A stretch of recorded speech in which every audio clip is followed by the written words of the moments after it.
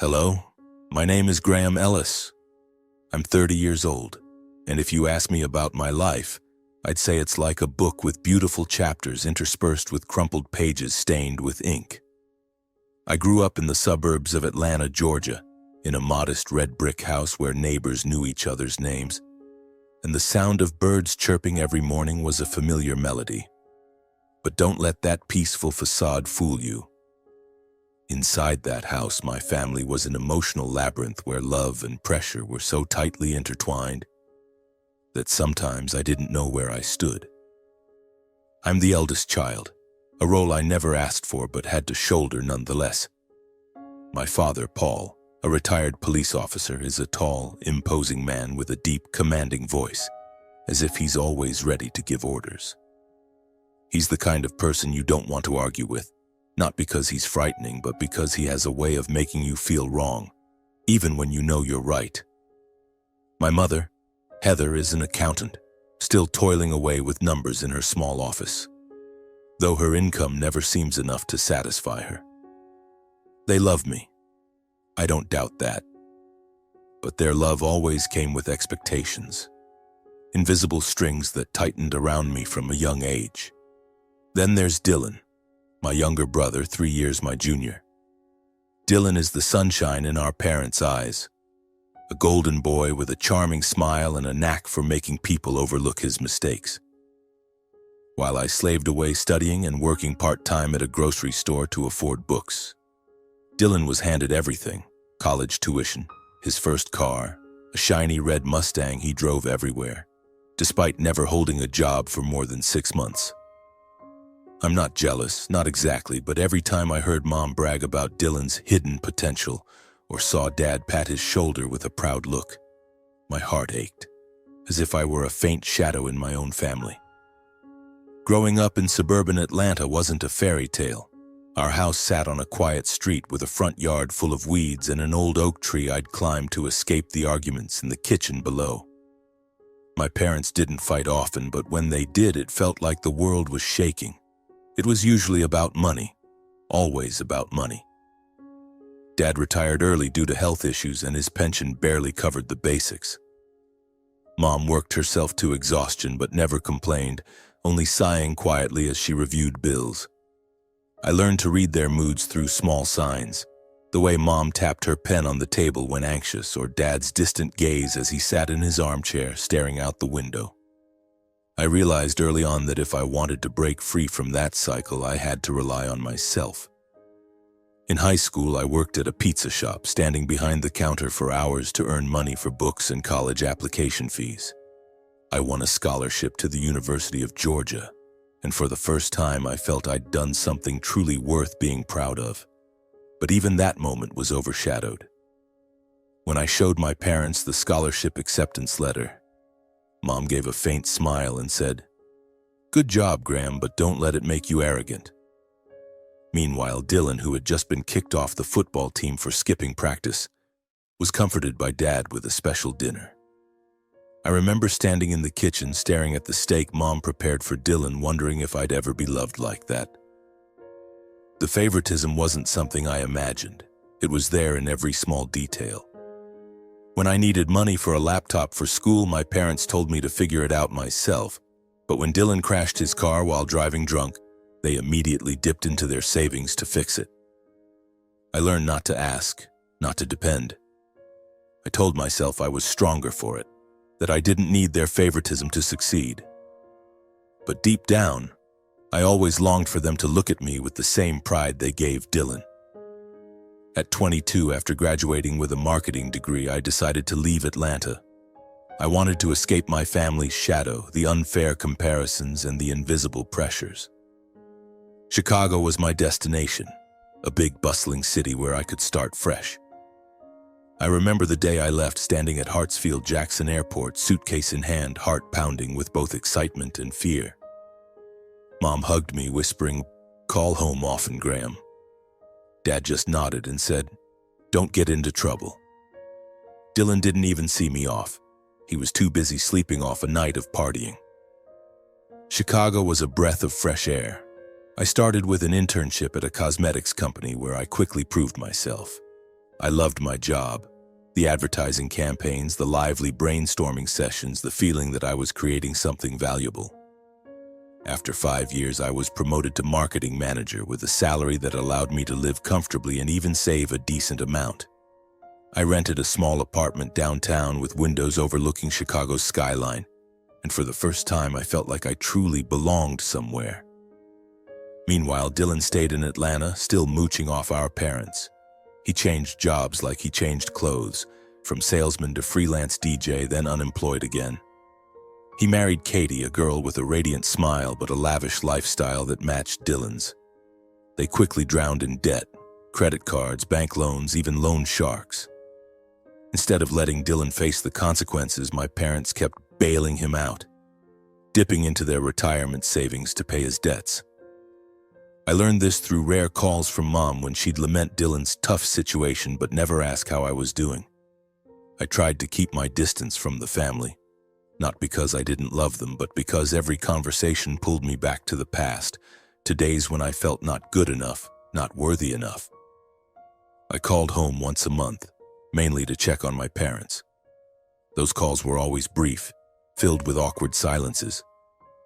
Mom would talk about Dylan, how he'd just lost another job, or how Katie wanted to open a nail salon but lacked funds. Dad would ask if I could send money home because the family's struggling.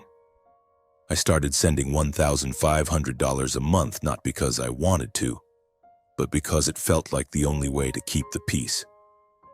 But deep down, I knew that peace was an illusion. Every time I sent money, Mom thanked me cursorily as if it were my duty. Dylan never mentioned the money, but I heard from Mom that he used it to buy new clothes or go on trips with Katie. I wondered if they ever thought about what I sacrificed to earn that money. The late nights working, the times I skipped outings with friends to save, the dreams I put on hold to stay stable.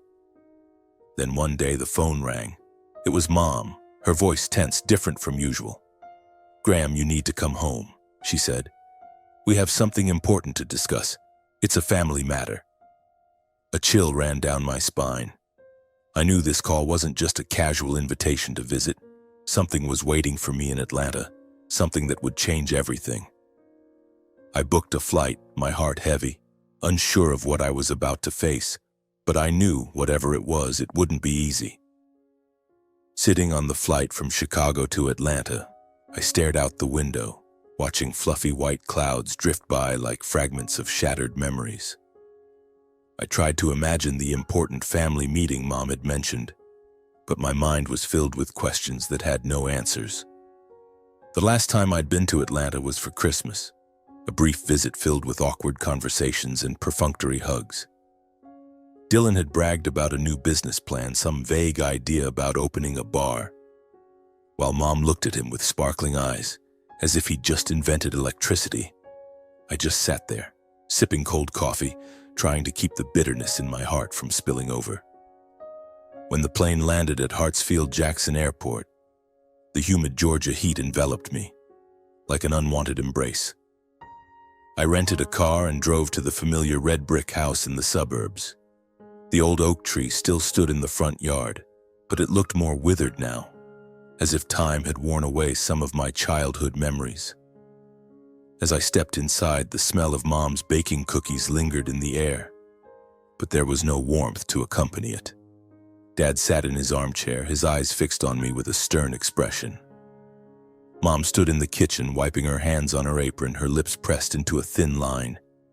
Dylan and Katie sat on the sofa, hands clasped, but their eyes avoided mine. The air in the room was heavy, as if everyone were bracing for a storm. "Graham, sit down," Dad said, his voice low but carrying an unmistakable urgency. I pulled out a chair, my heart pounding. Mom placed a glass of water in front of me but didn't meet my eyes. Dylan fidgeted as if he wanted to bolt. Katie offered a forced smile, but her eyes were sharp, sizing me up. "We need to talk about Dylan," Mom began, her voice trembling but resolute. "You know your brother's been struggling. He and Katie. They need a fresh start." I nodded, trying to stay calm, but a storm was already brewing inside me.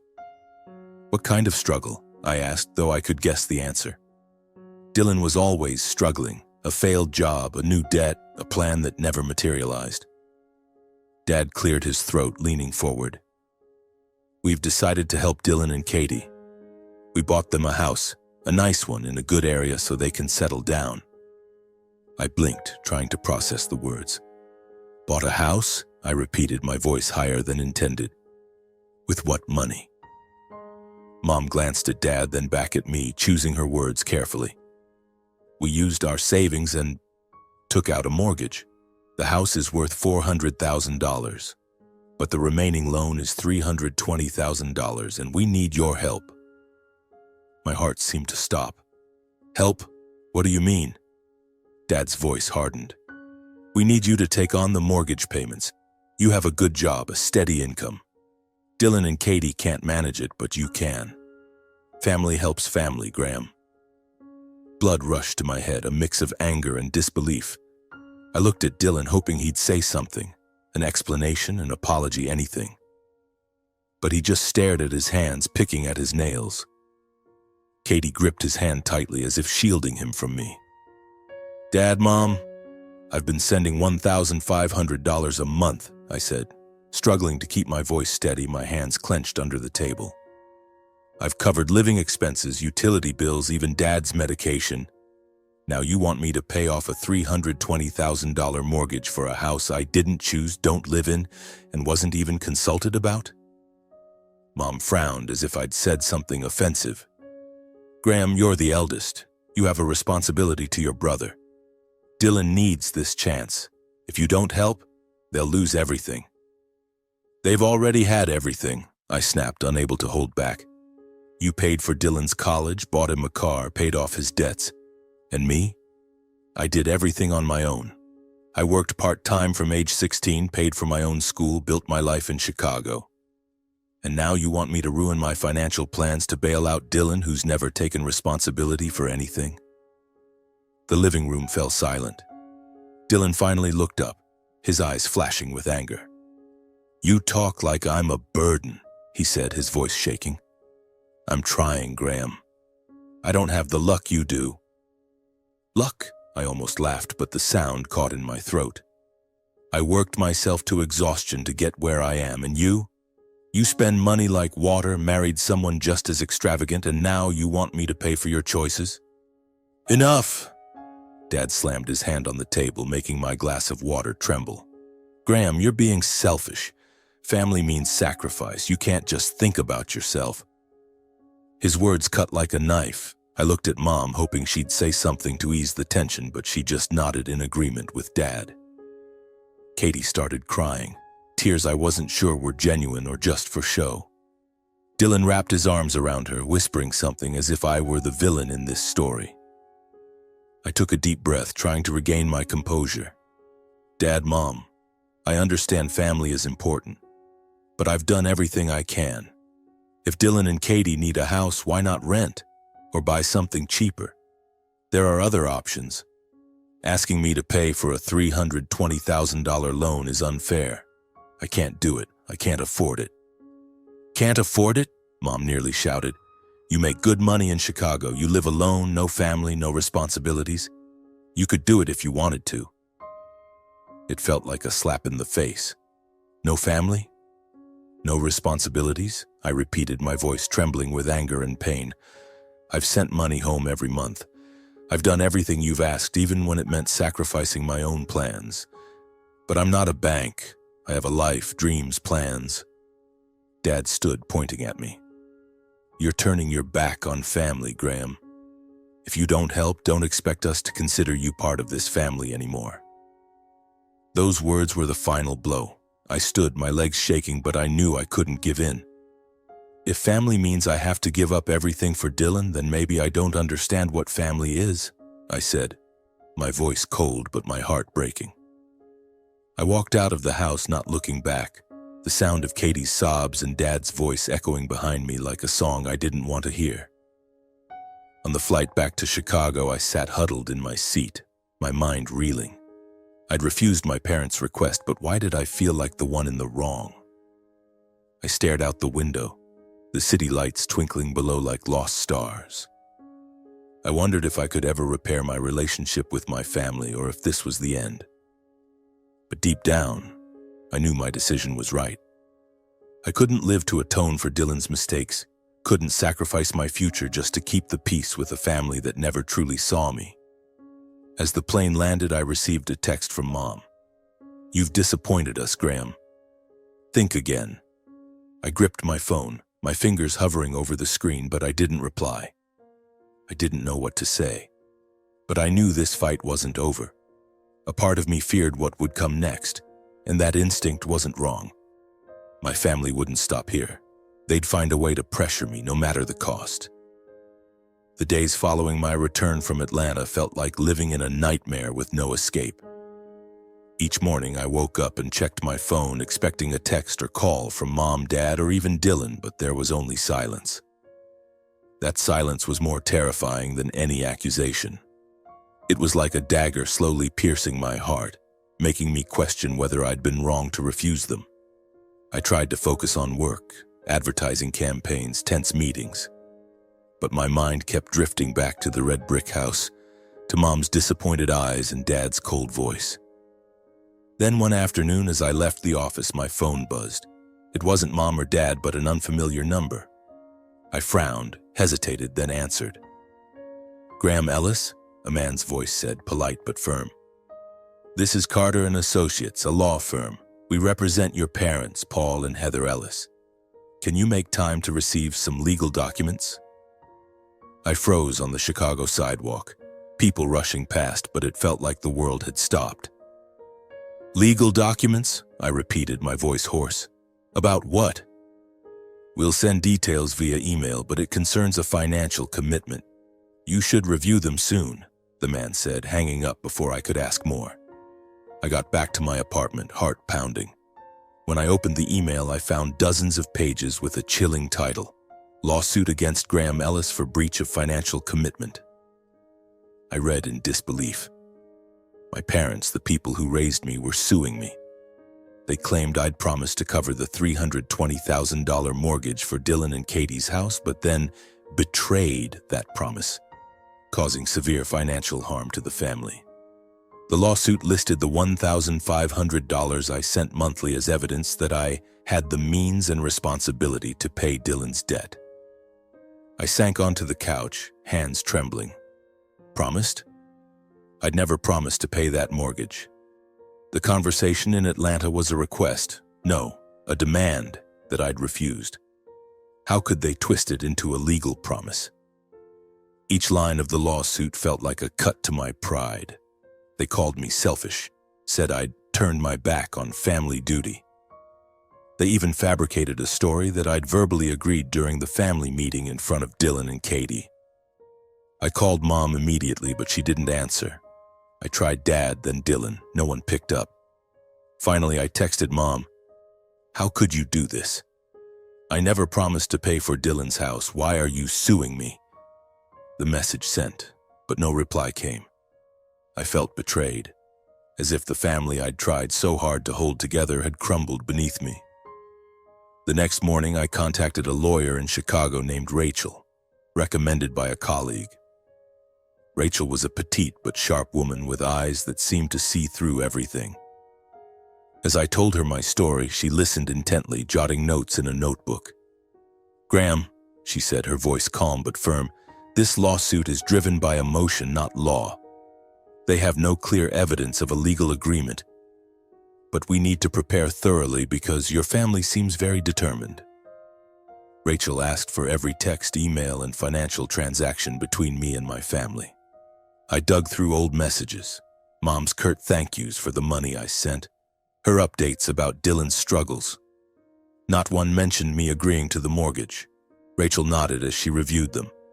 "Good," she said. "They have nothing concrete, but you need to stay calm. This case could get personal and emotionally challenging." She was right. The following weeks were a whirlwind of anxiety and anger. I couldn't sleep, lying awake at night, wondering how things had come to this.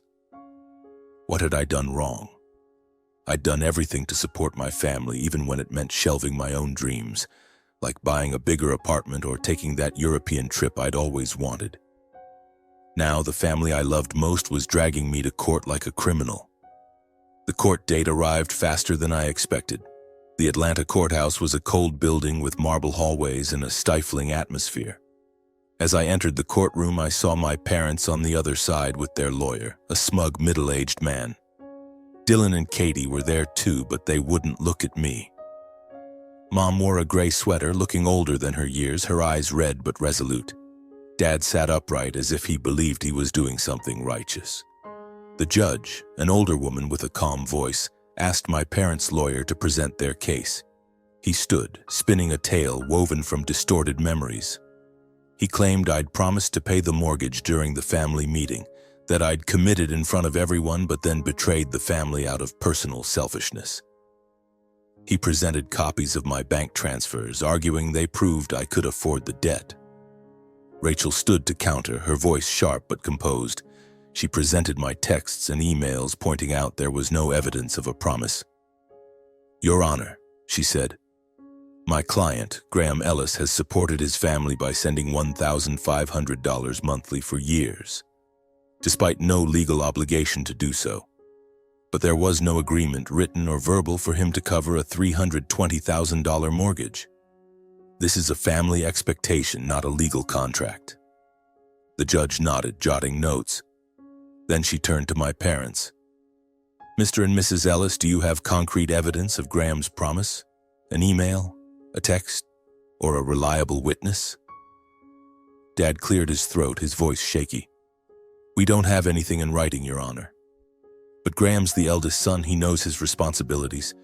He said he'd consider it, and we took that as a promise." Rachel jumped in. "Your Honor, considering is not a legal commitment. My client clearly refused this request, and he had every right to." I looked at my parents, hoping they'd meet my eyes, but they didn't. Mom bowed her head, wiping tears. Dad clenched his fists as if holding back anger. Dylan and Katie sat silently, but I caught Dylan's accusatory glance when he finally looked my way. I wanted to scream, to ask why they were doing this, why they'd made me the enemy. But I sat there, letting Rachel speak for me. Finally, the judge spoke. "I've reviewed the documents and heard both sides. There's no evidence that Graham Ellis committed to paying the mortgage. Family expectations, while significant, are not a legal contract. This case is dismissed." I exhaled, but no sense of victory came. Instead, I felt hollow. As the hearing ended, my parents stood and left without a word. Dylan and Katie followed, but I heard Katie whisper something to Dylan, her voice laced with anger. Rachel patted my shoulder, saying, "You did the right thing, Graham. They had no legal ground. Now you can move on with your life." But move on how? As I left the courthouse, Atlanta's bright sunlight didn't warm me. I'd won the lawsuit, but I'd lost my family.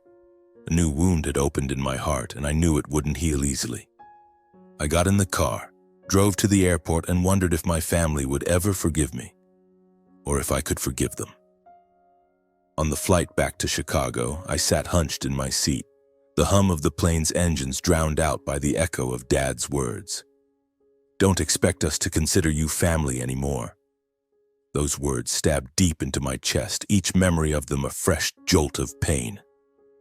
I stared out the window, clouds drifting hazily by like my uncertain future.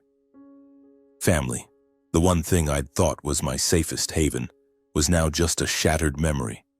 I knew I'd done the right thing, but why did victory taste so bitter? Back in my Chicago apartment, I felt like a stranger in my own home. The small space with its window overlooking the city skyline, once my pride, now only deepened my loneliness. I checked my phone, hoping for a text, a call, any sign that my parents or Dylan still saw me as family. Nothing. Only a notification from my banking app. The joint account I'd used to send money to my parents had been locked. Mom had cut my access, as if erasing every trace of me from their lives. They didn't want a single cent from me anymore. Then came another notification, a social media post from Dylan. I hesitated, but curiosity won. I opened it and instantly regretted it. It was a long, venomous rant. Dylan called me selfish, a family traitor, someone who abandoned his brother in need. He wrote that I'd chosen money over kinship, that I didn't deserve to be the eldest. The post had dozens of comments from distant relatives I barely knew, agreeing with Dylan and hurling insults I couldn't bear to repeat. An aunt wrote, "Graham, you're a disgrace." An uncle added, "He thinks he's better than the family."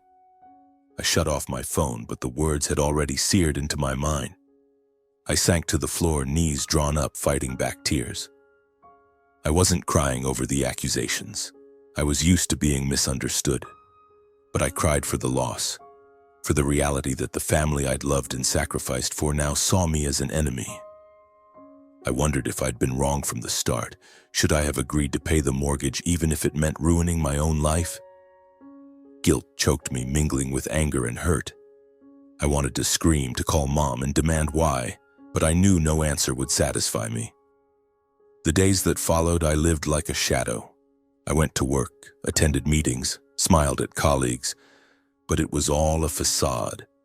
At night, I lay in bed staring at the ceiling, feeling a black hole in my chest, swallowing every trace of joy. Insomnia took hold. I'd wake at 3 a.m., heart racing, drenched in cold sweat. Childhood memories flooded back. Times I stood on the sidelines watching Dylan bask in our parents' affection. Moments I told myself I had to be stronger, better, to be loved. Now I realized that no matter how hard I tried, I was never enough in their eyes. One evening, sitting in my darkened apartment, my phone buzzed. It was Grandma Monica, the only family member still speaking to me after the lawsuit. She lived in Savannah, a few hours' drive from Atlanta, and had always understood me best. "Graham, are you okay?" she asked, her voice warm but worried. I poured out everything, the lawsuit, Dylan's post, how my parents had disowned me. She listened silently, then said, "I know what it's like to be pressured by family. Your father once asked me to use my savings to help him, but I refused. Now you're walking my path. Don't let them make you doubt yourself." Her words were a small light in the darkness, but not enough to dispel the storm in my heart. I knew I needed help. So I reached out to Dr. Patricia, a therapist recommended by a colleague. At our first session, I sat in her small office's armchair, feeling like a lost child. Patricia, with her silver hair and gentle eyes, didn't let me hide from my emotions. "Graham," she said, "tell me what you feel. Not what you think you should feel, but what's really going on inside." I told her everything, the hurt, the guilt, the isolation. I spoke of growing up in Dylan's shadow, always striving to prove my worth but never measuring up. Patricia listened without judgment, and when I finished, she said, "You're carrying a burden that isn't yours. Your family placed unfair expectations on you, and when you set boundaries, they punished you. But boundaries aren't selfish. They're how you protect yourself." Therapy with Patricia became my anchor. She helped me revisit childhood wounds, times I was compared, overlooked, or seen as the strong one who didn't need love. I began to understand that my guilt wasn't because I'd done wrong, but because I'd been taught that loving family meant sacrificing myself. Patricia said otherwise. "Love shouldn't demand you give up who you are, Graham. You deserve to be loved without a price." Healing wasn't easy. Some days I woke up empty, as if a part of me was gone. I tried to find joy in work, but even successful ad campaigns felt hollow. I avoided social media as every scroll brought new comments from distant relatives echoing Dylan's post. Once I saw a message from Mom, but it wasn't an apology. "We don't need your money anymore," she wrote. "Take care of yourself." Those words were a final knife, severing the last shred of hope I held. But in the darkness, I found small glimmers of light. Lucas, my college friend, noticed I was drowning. One night, he showed up at my apartment with pizza and a beer. "Graham, you don't have to do this alone," he said. We talked late into the night, and for the first time in weeks, I laughed genuinely. Lucas didn't try to fix me, but his presence reminded me I wasn't entirely alone. My co-workers became part of a chosen family I slowly built. They didn't know the full story, but they sensed I was struggling. One afternoon, Jennifer, a colleague from the marketing team, invited me for coffee after work. She didn't ask about my family, just talked about light things: movies, music, weekend plans. I felt lighter around her, as if she didn't expect me to prove anything. These small steps, sessions with Patricia, late-night talks with Lucas, quiet moments with Jennifer, began mending the cracks in my heart. I still hurt, still missed my family, but I started accepting that they might never understand me. And maybe I didn't need their approval to keep living. I'd won the lawsuit, but more importantly, I was learning to reclaim myself. One day, one small step at a time. Jennifer became an unexpected light in my life. She wasn't flashy or trying to impress, but there was a sincerity in the way she talked, laughed, and listened without judgment. Our after-work coffees turned into evening walks along the Chicago River, where the city lights reflected on the water like fallen stars. I started opening up to her, not the full story about my family, as I wasn't ready, but enough for her to know I carried wounds that wouldn't easily heal. She didn't push me to share more, just gently said, "When you're ready to talk, I'll be here." Our relationship grew naturally, as if it was meant to be.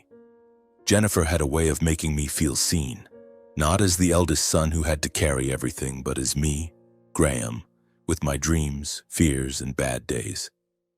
She told me about her own family, how she'd struggled to set boundaries with her alcoholic father. "Sometimes loving means letting go," she said one night as we sat in a small diner, a candle flickering between us. Her words were like a key unlocking a part of my heart I'd kept tightly shut. After a year of dating, I couldn't imagine life without her. One autumn evening, as golden leaves blanketed Chicago's streets, I knelt by the riverbank, my hands trembling as I held a ring I'd saved for all year. "Jennifer, will you be my partner no matter how tough life gets?" I asked, my voice thick with nerves. She smiled, tears shimmering in her eyes, and nodded. "You're such a goof, Graham. Of course I will." Planning the wedding was an emotional journey. I wanted a small ceremony, just the people who truly mattered: Lucas, a few close colleagues, and I hoped my family. Despite everything, I sent invitations to my parents and Dylan.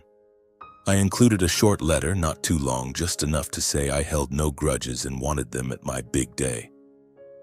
I also sent one to Grandma Monica in Savannah, who called back immediately, her voice brimming with excitement.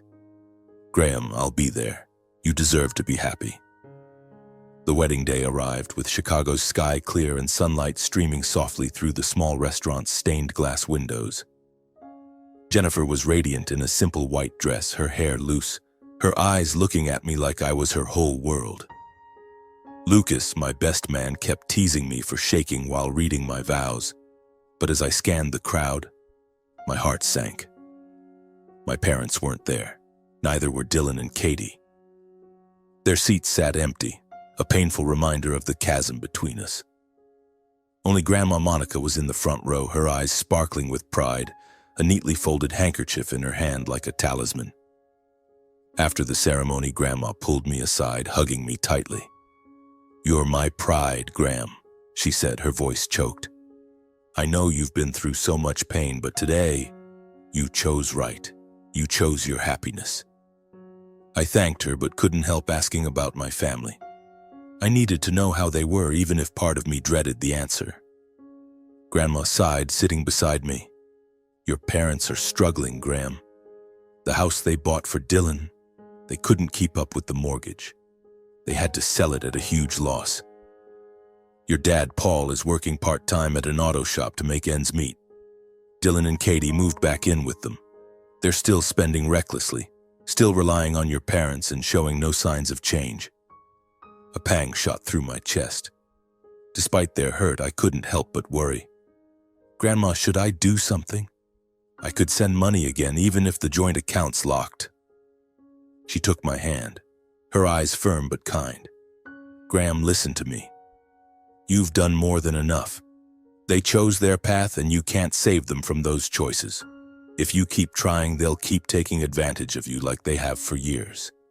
You have a new family now, Jennifer, your friends, and me. Live for yourself." Jennifer, standing nearby, overheard. She stepped closer, resting a hand on my shoulder. "Graham," she said, her voice gentle but steady, "I know you love your family, but love doesn't mean letting them drag you down. You deserve to live without apologizing for setting boundaries." Their words were an anchor, grounding me as I felt the familiar pull of guilt. I nodded, though my heart remained heavy. I knew they were right, but letting go of family, even those who'd hurt me, wasn't easy. It was a process, as Patricia had said, and I was still learning to walk that path. The wedding continued with laughter and music, but I couldn't deny the void left by my parents and Dylan's absence. Yet watching Jennifer dance with Lucas, seeing Grandma clap to the music, I realized I hadn't entirely lost family. I was building a new one, a chosen family where I was loved for me, not for what I could give. In the months after the wedding, Jennifer and I started our life together. We moved into a bigger apartment with a small workspace for me and a balcony where Jennifer grew tiny, vibrant plants. My career kept climbing. I was promoted to marketing director, a milestone I hadn't dared dream of years ago. But the greatest joy came from simple moments with Jennifer. Cooking together, watching movies on Saturday nights, or sitting on the balcony as she shared her dream of opening a small flower shop. Patricia remained my guide in healing. During one session, I admitted my mixed feelings about my family's struggles. "I want to help, but I'm scared of being pulled back into that cycle," I confessed. She smiled as if she'd been waiting for this. "Graham, it's normal to worry about them, that's love. But love doesn't mean sacrificing yourself. Let them face the consequences of their choices. You did the right thing protecting your future." Her words, alongside Jennifer's and Grandma's support, strengthened my resolve. I started writing letters to my parents, not to send, but to release the emotions I'd bottled up. In them, I wrote about my pain, the hurt of being disowned, but also my hope that one day we might reconcile. I didn't know if that day would come, but writing brought relief, like letting go of painful memories piece by piece. My life now is a new canvas, painted with brighter colors.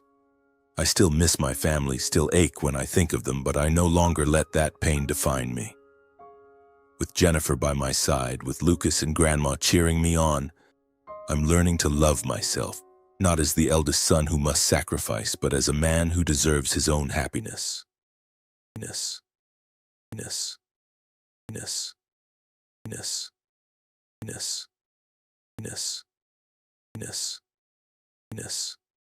Happiness, happiness, happiness, happiness, happiness, happiness, happiness, happiness, happiness, happiness, happiness,